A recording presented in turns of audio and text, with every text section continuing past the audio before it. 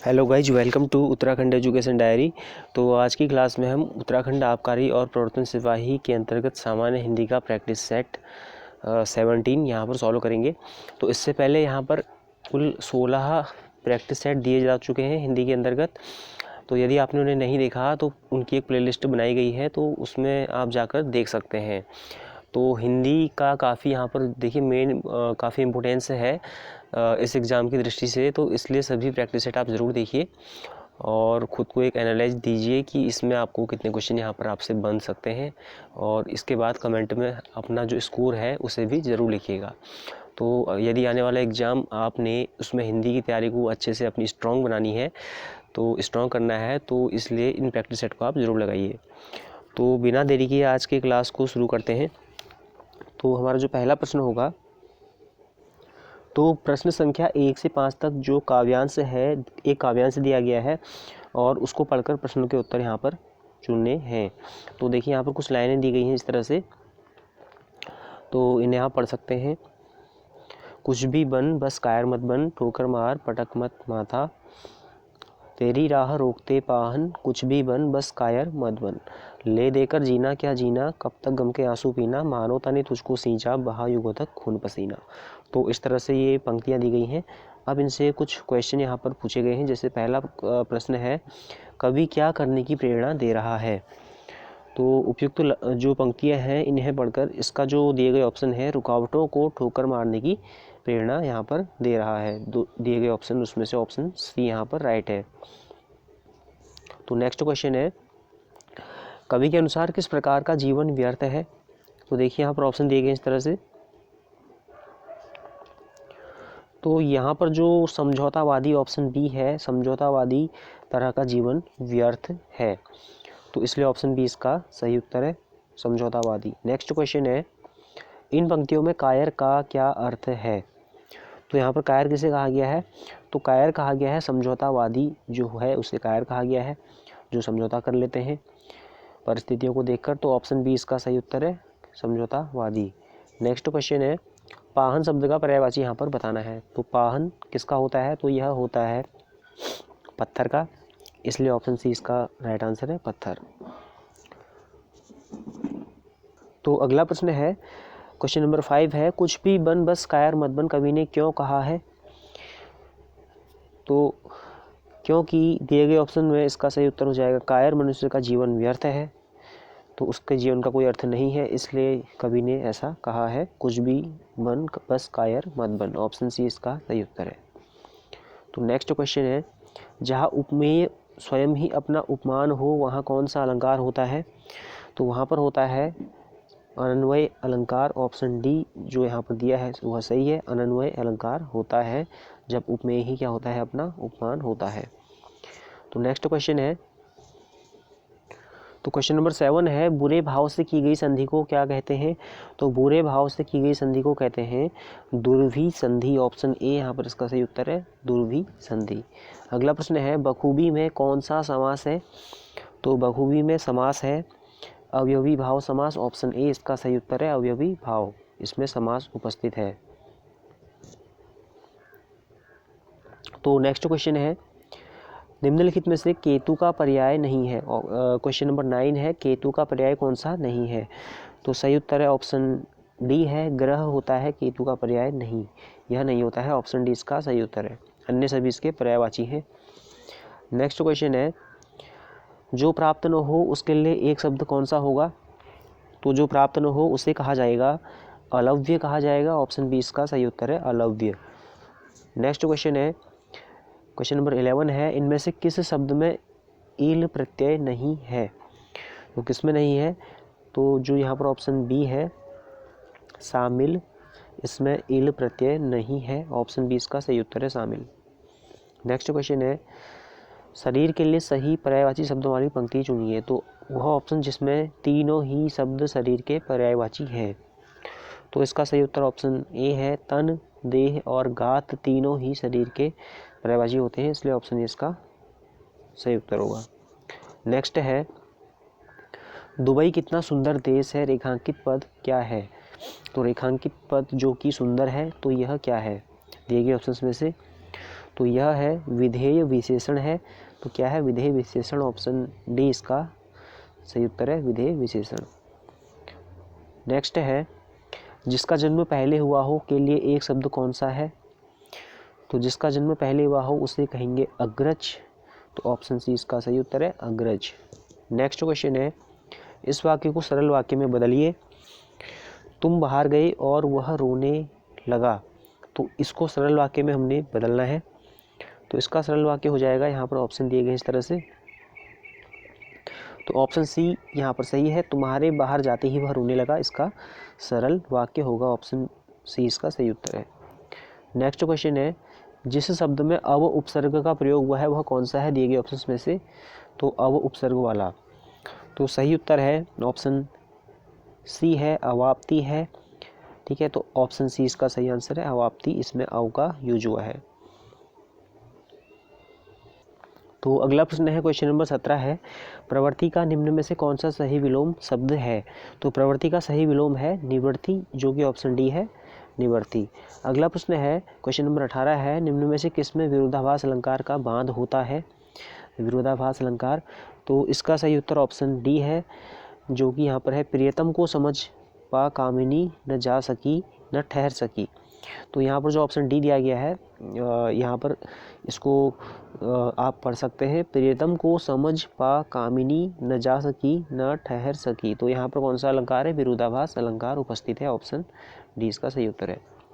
Next question है जिस विकारी शब्द से संज्ञा की व्याप्ति मर्यादित होती है उसे कहते हैं? तो उसे कहा जाता है विशेषण कहा जाता है। ऑप्शन डी इसका सही उत्तर है, विशेषण।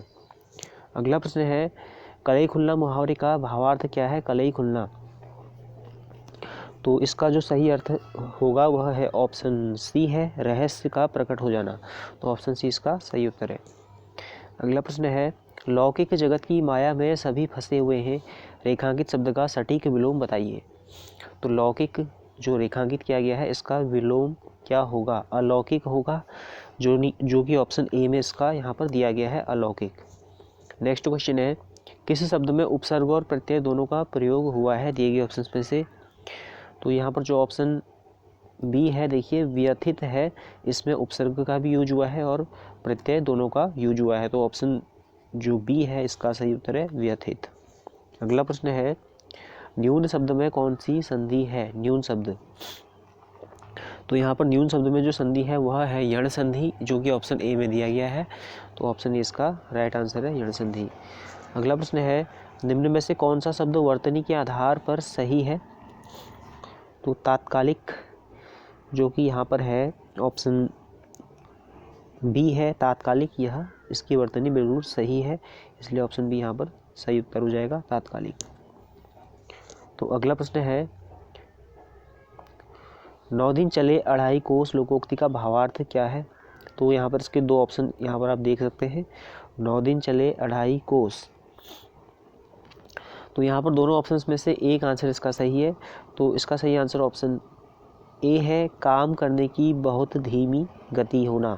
तो ऑप्शन ए इसका सही उत्तर है, 9 दिन चले अढ़ाई कोस का सही अर्थ है काम करने की बहुत धीमी गति। ऑप्शन ए इसका सही उत्तर है।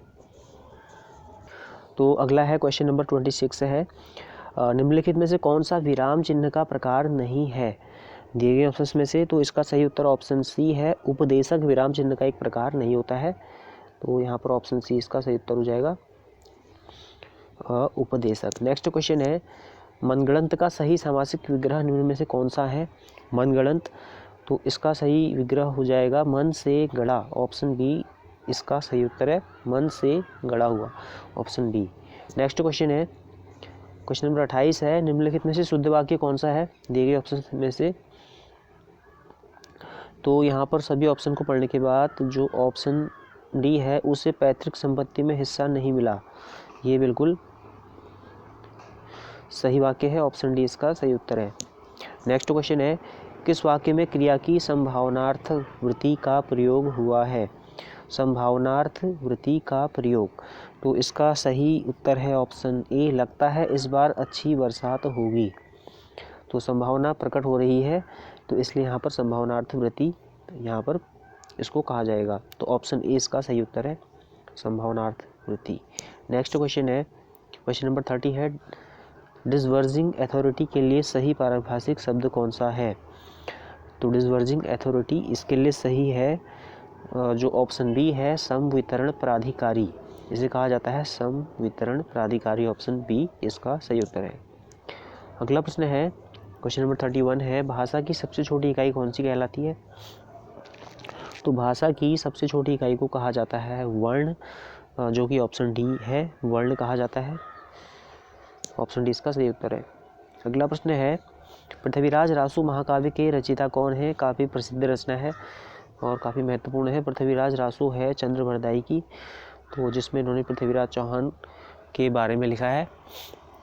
तो ऑप्शन यहाँ पर जो बी है इसका सही उत्तर है, चंद्रवरदाई। नेक्स्ट क्वेश्चन है मधुशाला के रचयिता कौन है? मधुशाला के रचयिता का नाम है हरिवंश राय बच्चन। ऑप्शन बी इसका सही उत्तर है, हरिवंश राय बच्चन इसके रचयिता हैं। अगला प्रश्न है क्वेश्चन नंबर 34 है वाक्य के त्रुटिपूर्ण भाग का चयन कीजिए।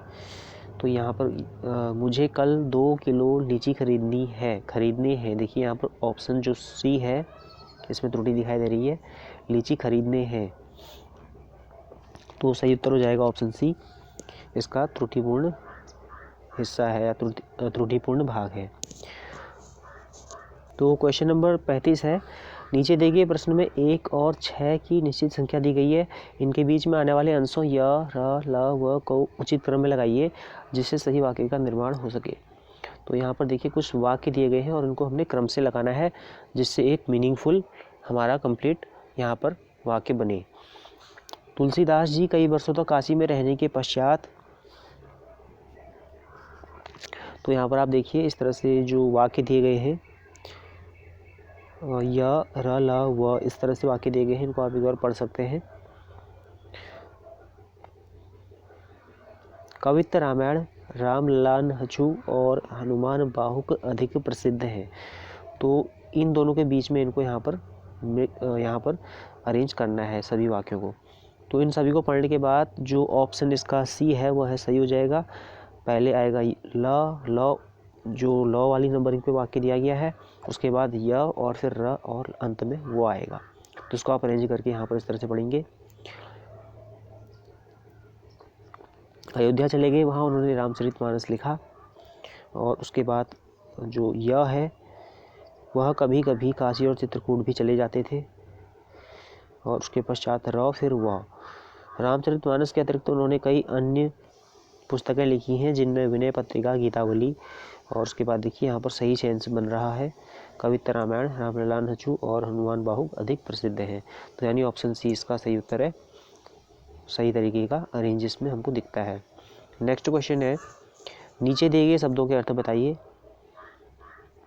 तो क्वेश्चन नंबर 36 है तो अमूल और अमूल्य है, तो इसका जो सही अर्थ वह ऑप्शन सी है। तो पहले जो अमूल्य लिखा है इसका अर्थ होता है जड़ रहित और अमूल्य का होता है कीमती, यानी ऑप्शन सी इसका सही उत्तर है। अगला प्रश्न है क्वेश्चन नंबर 37 है आश्रित उपवाक्य के कितने भेद होते हैं? तो आश्रित उपवाक्य के होते हैं 3 भेद, ऑप्शन डी इसका सही उत्तर है। अगला प्रश्न है निम्नलिखित में से कौन देशज शब्द है? तो देशज शब्द ऑप्शन ए जूता है, ऑप्शन ए इसका सही उत्तर है। अगला है जालक का तद्भव क्या है? तो जालक का तद्भव है झरोखा, तो ऑप्शन ए इसका सही उत्तर है झरोखा। नेक्स्ट है एक तत्सम शब्द कौन है निम्न में से? तो दिए गए ऑप्शंस में से जो तत्सम है वह है विनती, ऑप्शन बी इसका सही उत्तर है विनती। नेक्स्ट क्वेश्चन है निम्नलिखित में से कौन एक संयुक्त व्यंजन नहीं है? तो कौन संयुक्त व्यंजन नहीं है? तो इसका सही उत्तर है ऑप्शन बी, जो सा है वह संयुक्त व्यंजन नहीं है, यह ऊष्म व्यंजन कहलाता है, तो ऑप्शन बी इसका सही उत्तर है। नेक्स्ट है वर्णमाला किसे कहते हैं? तो वर्णों के व्यवस्थित समूह को वर्णमाला कहते हैं, ऑप्शन डी इसका सही उत्तर है।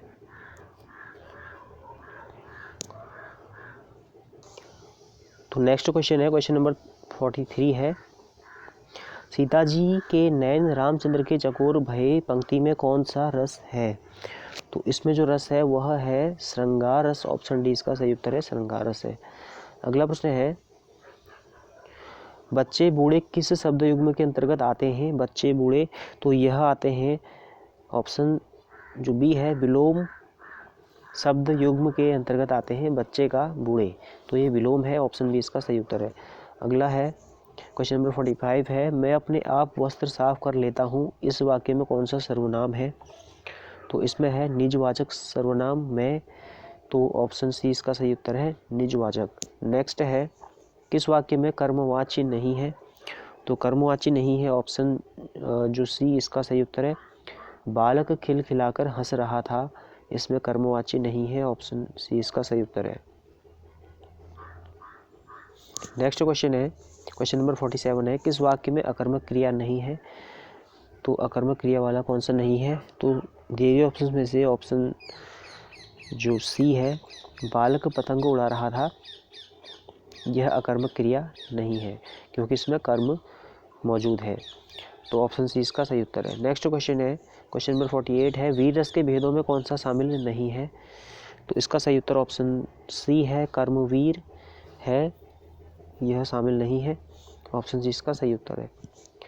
नेक्स्ट क्वेश्चन है, ऐसा पद जो क्रिया या संज्ञा की विशेषता न बताकर एक वाक्य या पद का दूसरे का संबंध दूसरे वाक्य या पद से जोड़ता है, उसे क्या कहा जाता है? तो उसे कहा जाता है समुच्चय बोधक, जो दो वाक्यों या पदों के बीच में संबंध को बताता है, उनको जोड़ता है, तो उसे कहा जाता है समुच्चय बोधक, ऑप्शन सी इसका सही उत्तर है। अगला प्रश्न है क्वेश्चन नंबर 50 है, किस छंद में 6 चरण होते हैं? तो छप्पय होता है, उसमें 6 चरण होते हैं, ऑप्शन डी इसका सही उत्तर है, छप्पय। तो ये आज का अंतिम प्रश्न था। इसी के साथ आज की क्लास को यहीं पर समाप्त करते हैं। तो इस क्लास में आपका स्कोर कितना रहा हमें कमेंट में ज़रूर बताइएगा, और आगे भी हिंदी के जो डेली प्रैक्टिस सेट हैं अपलोड किए जाएंगे, तो आप उन्हें ज़रूर लगाइएगा। इसके अतिरिक्त हमारे चैनल पर उत्तराखंड आबकारी प्रवर्तन सिपाही के लिए जीएस की क्लास भी यहाँ पर शुरू की गई है, और उसे भी आप ज़रूर देखिए। तो आने वाले एग्ज़ाम तक आप अधिक से अधिक यहाँ पर क्वेश्चंस को कवर कर लेंगे। इसके अतिरिक्त जो परीक्षा वाणी है उसको भी यहाँ पर एक बार रिवाइज किया जा रहा है। परीक्षा वाणी के सभी महत्वपूर्ण फैक्टों को यहाँ पर उसकी अलग से क्लास बनाई जा रही है, तो इसलिए आप उन्हें ज़रूर देखिए। तो मिलते हैं नेक्स्ट क्लास में। Thank you.